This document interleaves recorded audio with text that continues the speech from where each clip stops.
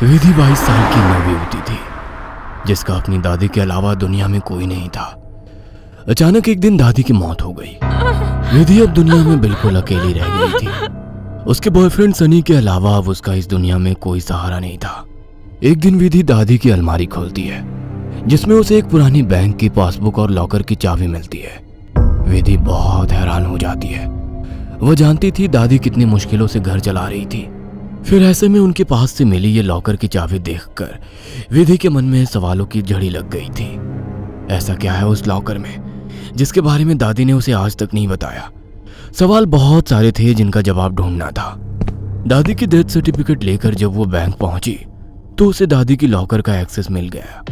उत्सुकतावश उसने लॉकर खोला तो उसमें सिर्फ उसे कुछ कागज दिखाई दिए।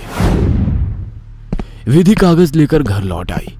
उन कागजों के मुताबिक मंथनपुर में एक बड़ी हवेली दादी के नाम थी। इतनी बड़ी हवेली है दादी के पास और हम सालों से इस 2 कमरे के किराए के मकान में जी रहे हैं। ऐसा क्यों किया दादी ने? खैर जो भी बात हो, अब तो ये हवेली मेरी है। मैं कल ही मंथनपुर के लिए निकलती हूँ। अगले ही दिन वो मंथनपुर के लिए निकल गई थी। बड़ी अजीबोगरीब सी जगह थी ये। मेन रोड से हवेली की तरफ जाने वाली सड़क बिल्कुल सुनसान थी। गाड़ी तो क्या, पैदल चलता हुआ भी कोई इंसान नहीं दिख रहा था। सड़क पर गहरा सन्नाटा पसरा हुआ था। सड़क के दोनों तरफ घने ऊंचे पेड़ लगे थे।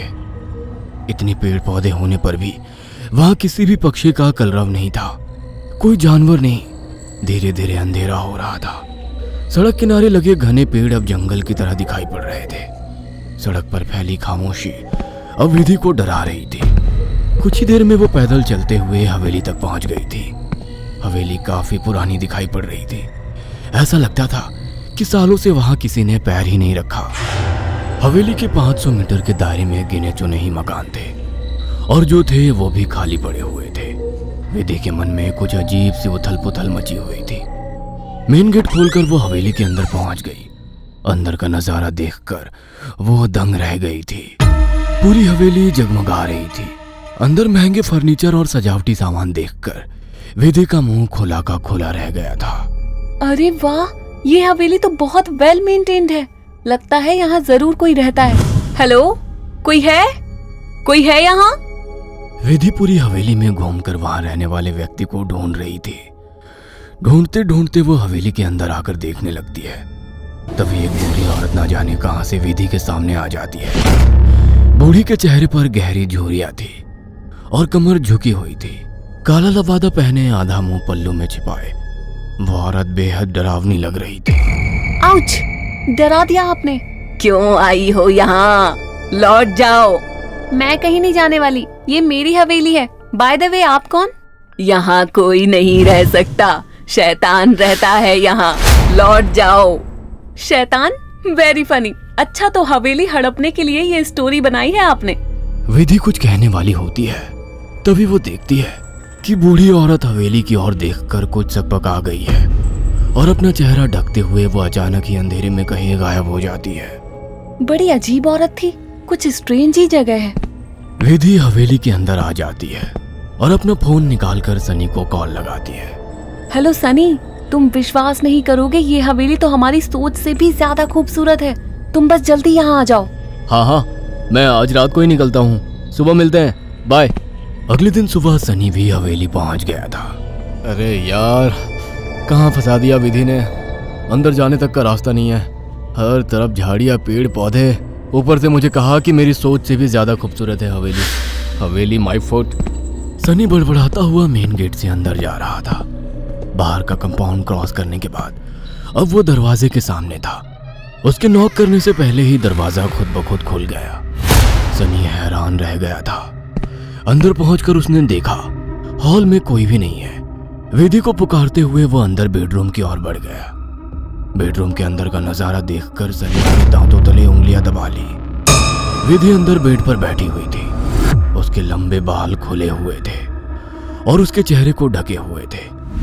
बालों के बीच से उसकी लाल खून आंखें दिखाई पड़ रही थी।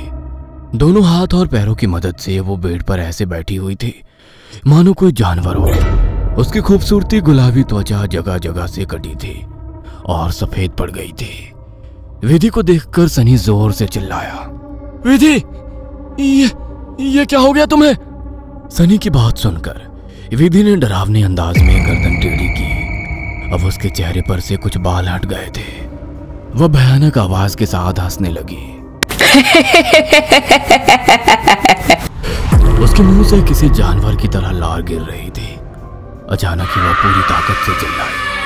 विधि के बाल हवा में उड़ रहे थे और चेहरा चीखते हुए और भी भयानक होता जा रहा था। काले दांत और सफेद पड़ चुकी आंखें आकार में बड़ी होती जा रही थी। सनी के अंदर और देख पाने की ताकत नहीं बची थी। अपनी पूरी ताकत लगाकर वो कमरे से बाहर की तरफ भागा। बाहर हवेली के दरवाजे तक पहुंचा ही था कि विधि की दर्द से भरी आवाज सुनाई पड़ी। सनी, मुझे छोड़कर मत जाओ, मुझे बचा लो। सनी, ये मुझे नहीं छोड़ेगा। बहुत दर्द हो रहा है, बहुत दर्द हो रहा है। विधि जोर जोर से रो रही थी और सनी को रोकने के लिए बोल रही थी। विधि की ऐसी दर्द भरी आवाज सुनकर सनी तड़प उठा और दौड़कर उसके कमरे की तरफ वापस आ गया। ये सब क्या हो गया विधि? ये सब क्या हो गया? मैं क्या करूं, बोलो।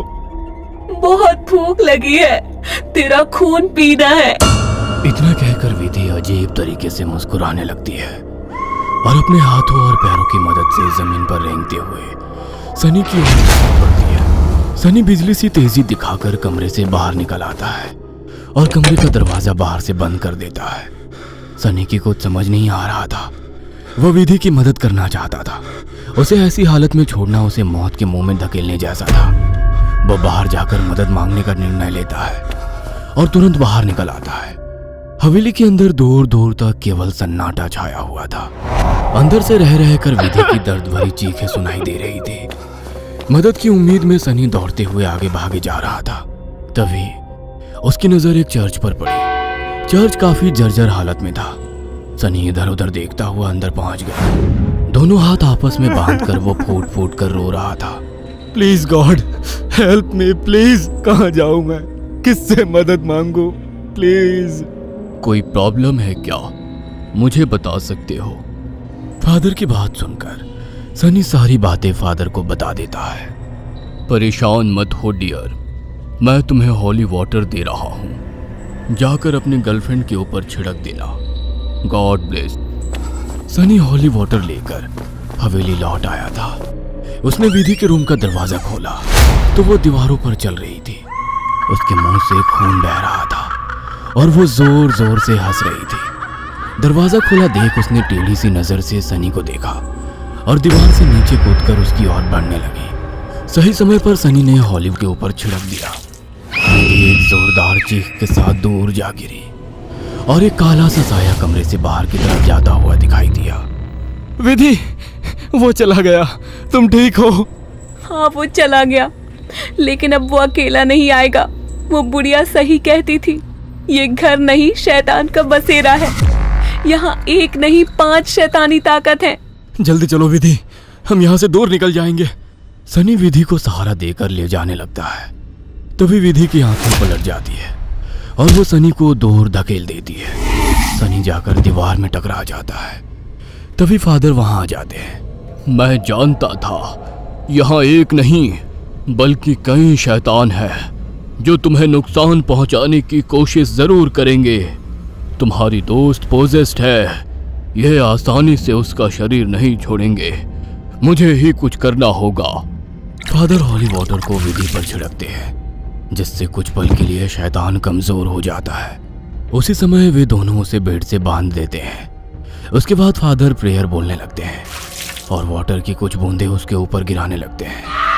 विधि पूरी ताकत लगाकर चीख रही थी। फिर कुछ देर बाद अचानक उसने चीखना बंद कर दिया। भयंकर सी आवाज में उसने कहा, ये मेरा शिकार है, तुझे क्या लगता है इसे बचा लेगा? इसके बाद विधि ने झटके से अपने दोनों हाथों पर बंधी रस्सी को खींचकर तोड़ दिया और अपने हाथों और पैरों को उल्टी दिशा में मोड़ने लगी। कट कट की आवाज के साथ उसकी हड्डियों के टूटने की आवाज आ रही थी। विधि की दिल को चीरती चीखों को सुनकर सनी की आंखों से भी आंसू बह रहे थे। फादर ने वाटर छिड़कते हुए विधि के चारों ओर एक गोला बना दिया। अब वो उस गोले से बाहर नहीं आ पा रही थी। फादर लगातार प्रेयर कर रहे थे। अचानक कड़ाक की आवाज आई और विधि की गर्दन पीछे की तरफ घूम गई। विधि का शरीर निढाल होकर जमीन पर गिर गया। सनी पागलों की तरह विधि विधि चिल्ला रहा था।